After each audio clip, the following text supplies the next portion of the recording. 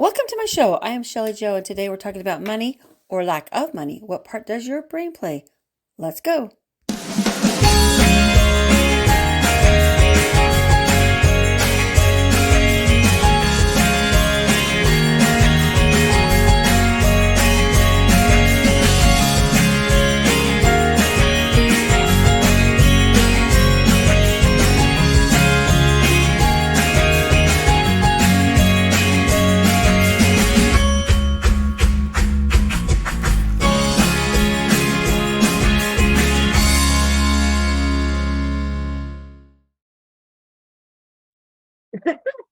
Good morning. I hope you guys are having a beautiful day. Wake up Wednesday with Shelly Joe. I'm excited to be here today. Each week when I'm thinking, what can I teach you today? It usually comes to me. Last week, I was gone from Tuesday till Saturday. I went to a retreat, I can't say it's actually a women's retreat because there was one male there. It was so much fun. I love being around people. And I forgot how much I love being around people because, when everything happened in 2020, it was really hard for me because I like being with people. And the longer it went on, the more comfortable I got being by myself, which was good because up until then, I did everything I could not to be by myself. So that was some good things. The bad thing is I did get very comfortable being by myself. When I got around that group of women plus one man, I lit up and I realized I love being around people.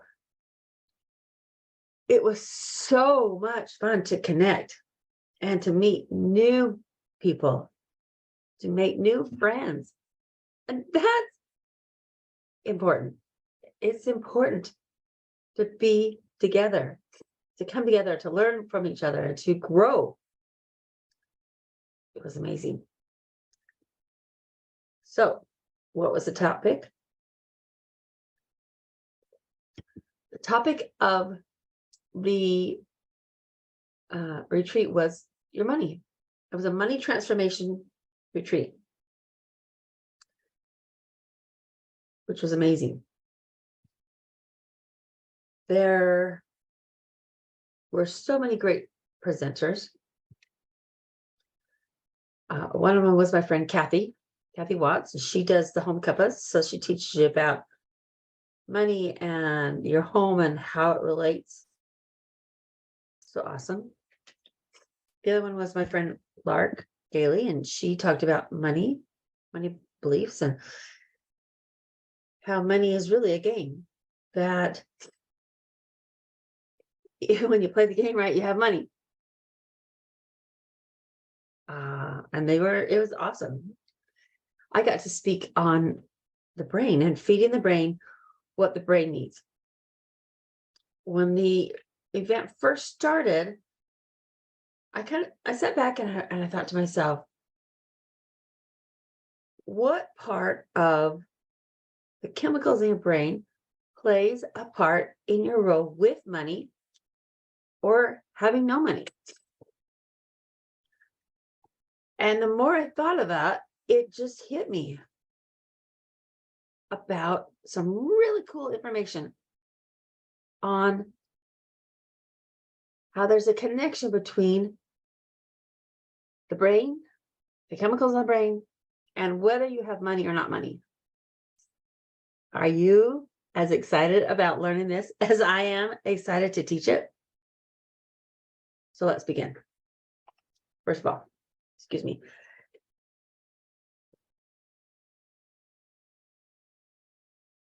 Let's talk. The neurotransmitters in your brain. your happy, calm, feel-good chemicals: dopamine, serotonin, GABA, and endorphins. It's so fascinating to me how important these 4 chemicals in your brain are, from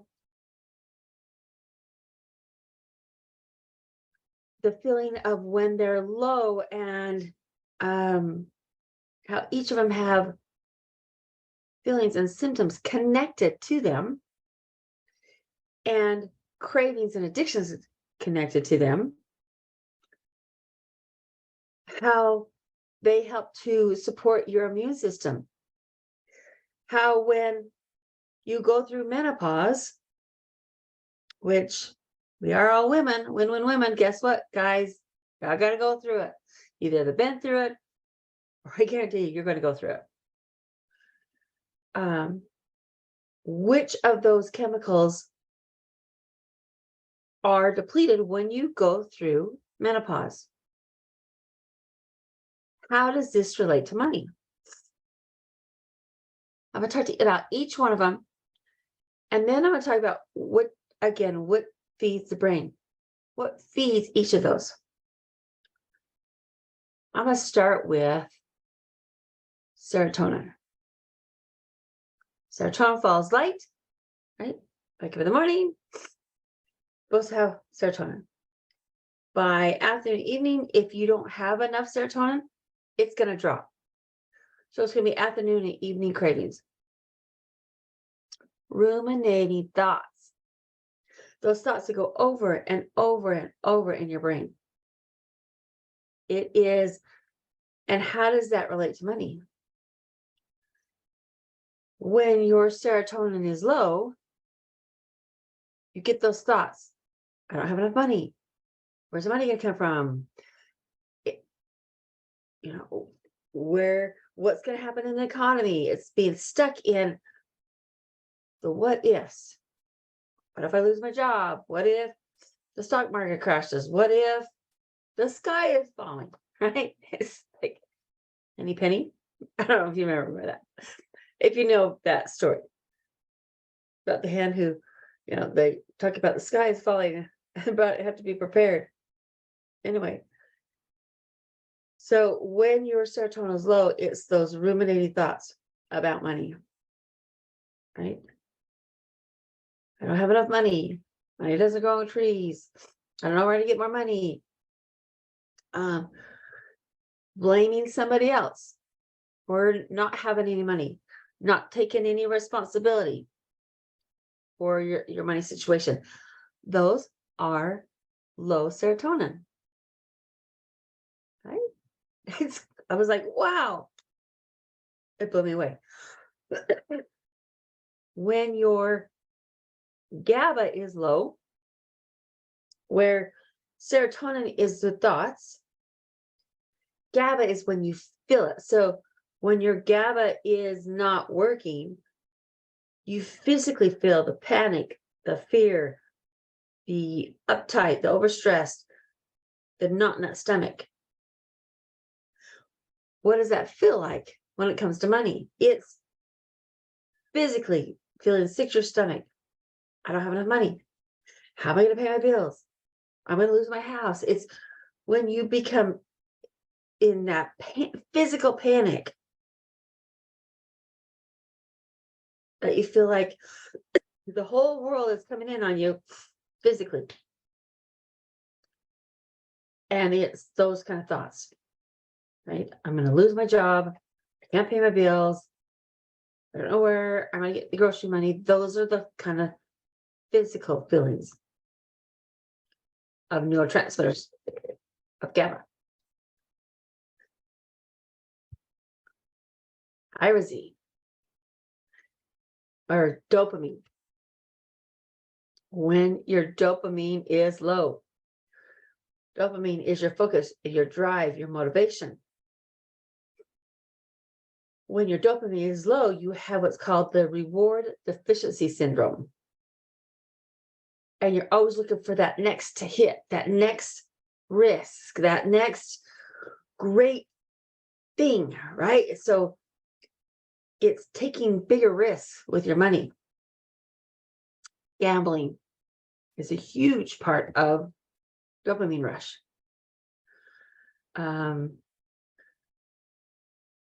Taking that big risk of making money situations, maybe in the stock market, that one of the challenges with playing the stock market is that there's a couple things, but the first one is our brain likes patterns, and we're used to following a pattern. In the stock market, there's a lot of times there's not a pattern to follow, meaning things are happening in the stock market that the brain isn't able to relate to. It's not able to find something in the past that is a pattern of what's going to happen. What happens sometimes when somebody is in the stock market is they're taking a bigger risk, just getting that dopamine rush, right? So let's say you put money in the stock market and something great happens, right? And it causes the stock to go up, and you have that win. It's like, yes, I just won. Well, then the stock market starts to go down, and your brain is still like, wait a minute, I had this great win. I'm going to hold on to this, and it's going to come back. It's going to come up. It's going to go up, right? You're looking for that reward deficiency syndrome. You've got that. You're wanting that reward that you got the first time in the dopamine. And so, yet it keeps going down, and that you're just waiting, right? And you might wait too long. And so, or instead of playing very conservative in the stock market, like I said, you're making those rash decisions based on a dopamine hit. Kind of crazy, right? Then you've got, let's talk about your endorphins. Endorphins make you happy.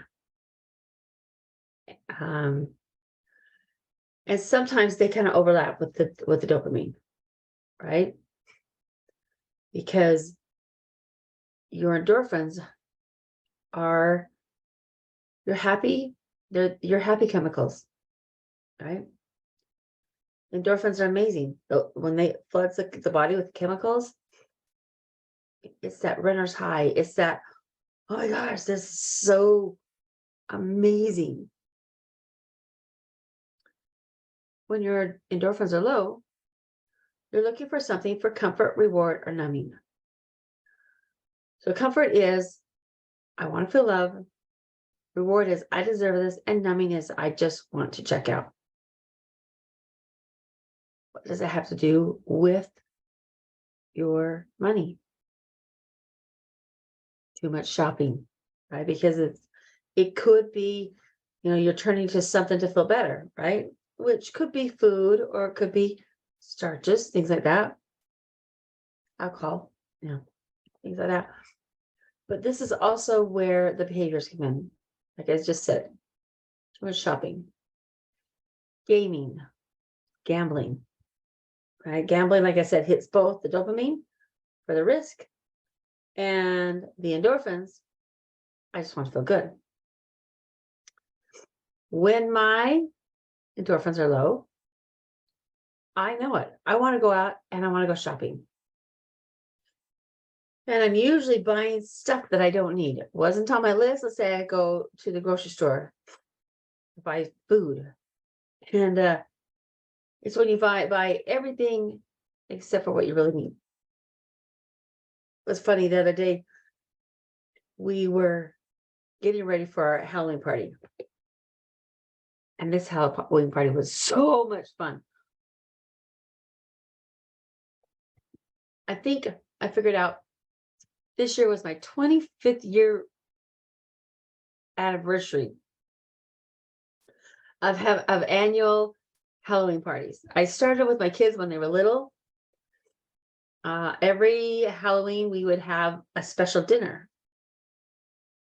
And this dinner was like monster meat and funeral potatoes, witch's fingers, which were carrots. And then we'd have witch's brew, and I'd go buy this dry ice and put the root beer in. And my girls, when they were little, just thought it was just so much fun. And I decorate, and we turn off the lights, and I'd have this purple light. And so we ate dinner with this purple light, and everything glowed, and it was magical. My girls loved it. My husband, not so much. He didn't like the light, couldn't see with his glasses, but it was so much fun. And so it's evolved. And so now, instead of being this little tiny dinner,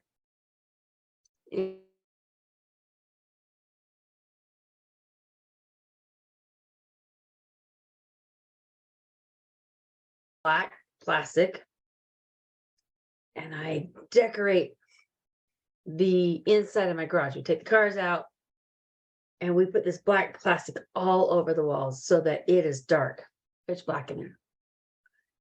And then I put these lights up, the orange lights, and we have on the walls these, this Halloween decorations, and we still have the monster meat and the funeral potatoes, and this year my daughter made these deviled eggs, and then she took olives and she cut them into, they look like spiders. It was so fun. We had pumpkin pie. We had music. We all come dressed in white because we have the lights, the purple lights, so everybody glows in the dark.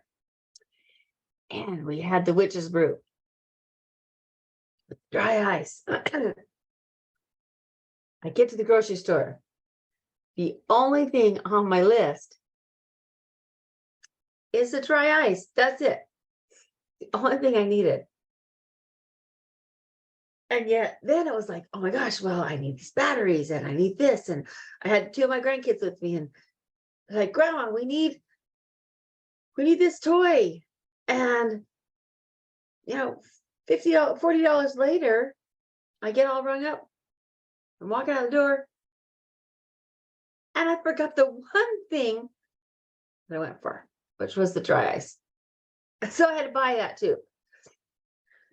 But I was just having so much fun. I got wrapped up in the buying because, right, comfort, reward, numbing. So I was having fun, and I was feeling those endorphins, and I forgot the one thing I needed. That's what I'm talking about. Is you're going out and shopping, and you get this endorphin rush of, oh my gosh, this is so much fun. Now there are other times when I go shopping and I buy stuff, and I come back and I'm like, why did I buy this? And I end up going back to the store and taking it back to the store, and I get that same rush when I get my money back. So that's what the endorphins do when it comes to money. And the last one is your blood sugar. What part does your blood sugar play in your money? Well, when your blood sugar is level, this part of your brain is working, right? Your prefrontal cortex. I've talked about this before. Its job is cognitive thinking, it's judgment, it's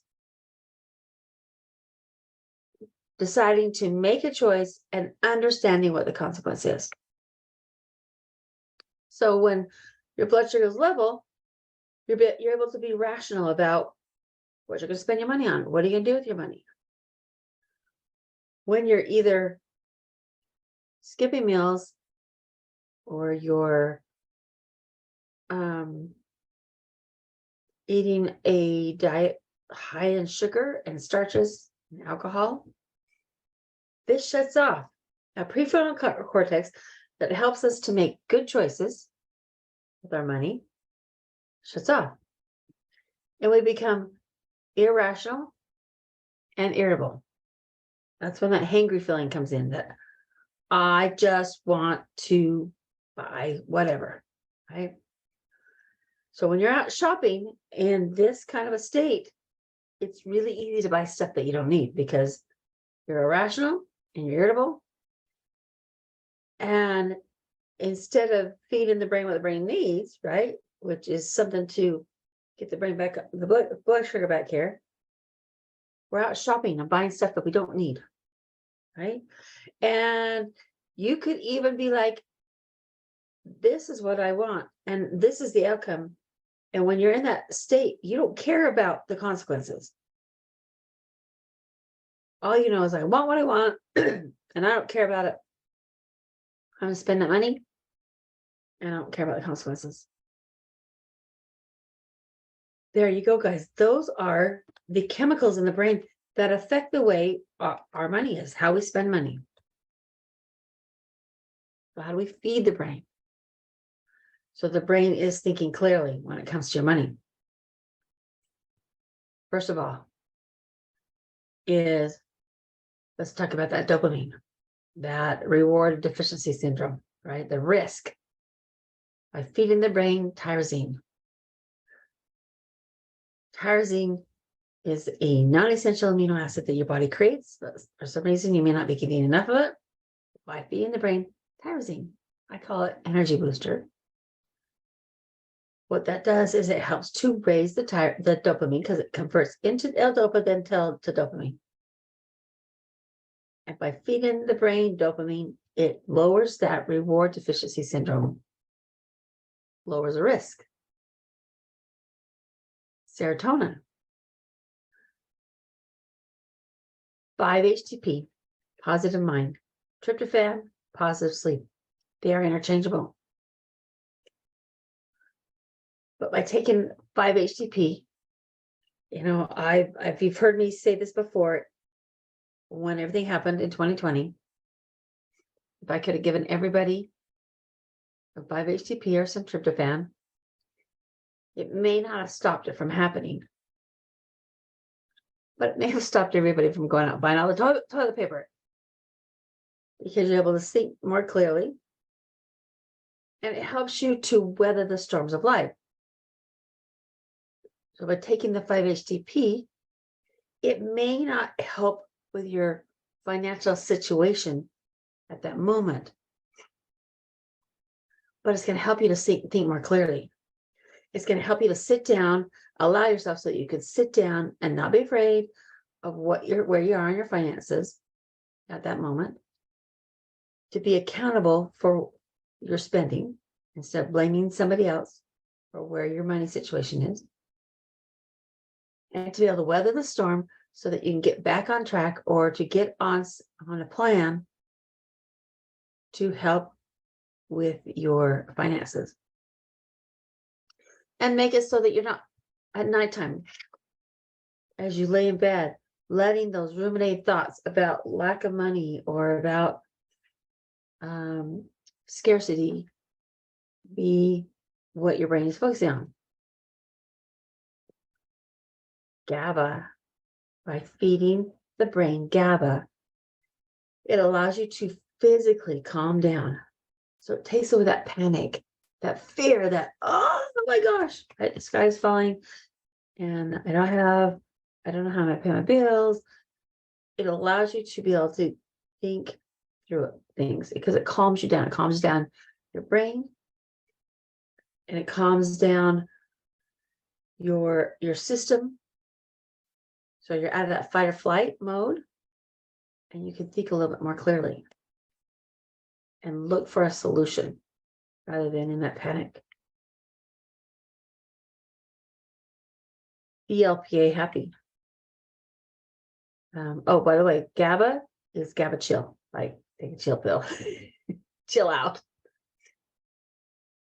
And then the next one is DLPA happy. So by feeding the brain DLPA happy, D-phenylalanine and L-phenylalanine together help to feed those help to feed and support the endorphins. So it makes it easier to not go out and find those endorphins through shopping, gaming, gambling. The last one is for your blood sugar, and it's L-glutamine. L-glutamine is the amino acid in your body that does so much and is the one that's easiest to become depleted because it's used for so much.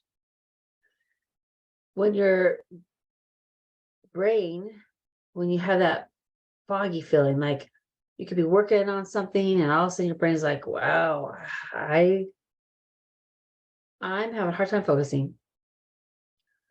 You become hangry, right? And irrational. So by feeding the brain glutamine, because glutamine becomes depleted from exercise, it can become depleted because when you use your brain, the brain energy, the brain for a lot of different things. If you're, you work on the computer for a lot of long periods of time, or you're doing something that is using that brain power, it depletes you of glutamine and glucose.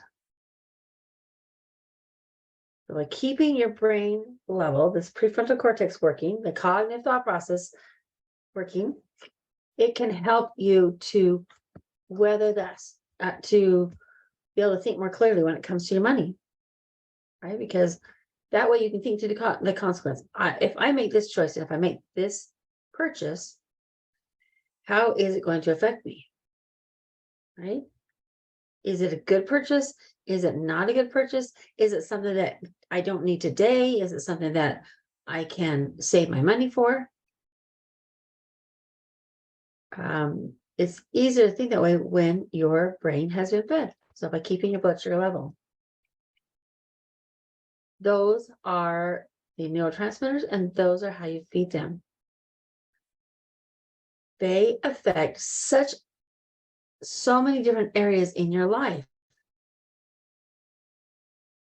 They play a huge, huge part in your finances. But you didn't know that, did you? And I didn't think it through until I went to that retreat. But you get to be in charge. So when you feel like you're out of control in your spending, in your health, in your thoughts, you get to take back control of your life. You get to be the one in charge. You get to be the one that decides. And enjoy life.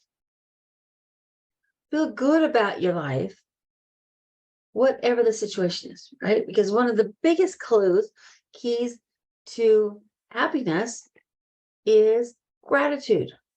I heard this quote the other day. It said, your level of happiness is directly connected to your level of gratitude. Meaning, you can't have more happiness than you do gratitude. Because gratitude is so important. So the first step is be grateful. Be grateful for where you are right this very minute. Be grateful with what you have as far as what your home or your living looks like, or what you have as far as physical items. And sometimes we have way too much. Giving away what you don't need. But being grateful for what you do have. Being grateful for this body that you've been given that has helped you weather these storms of life and to get through life up to where you are. My body's been around for 60 years. And I'm grateful for it because it allows me to experience the life that I enjoy. Being alive, being Yesterday I decided to take a drive up the canyon. And in Utah, the leaves this year are phenomenal. It took my breath away. And it's not even on the down end of the leaves changing colors. It was breathtaking. It took me so long to get back home because I kept stopping and taking these pictures because, oh my gosh, it was phenomenal. Phenomenal. Take some time to be grateful. Think about why you're spending your money, what you're doing with it, and which neurotransmitter may need to be fed. And if you're not sure, go to my website, hypnoaminos.com, and check out the quiz. Could amino acids be your missing link? Get a hold of me at shelleyjo@hypnoaminos.com. And anytime, guys, I'm Shelley Jo with Shelley Jo Hypnoaminos, also known as Amino Acid Lady. Life matters. Your life matters. Make it a great week. Live boldly. Mwah. Keep smiling. Bye.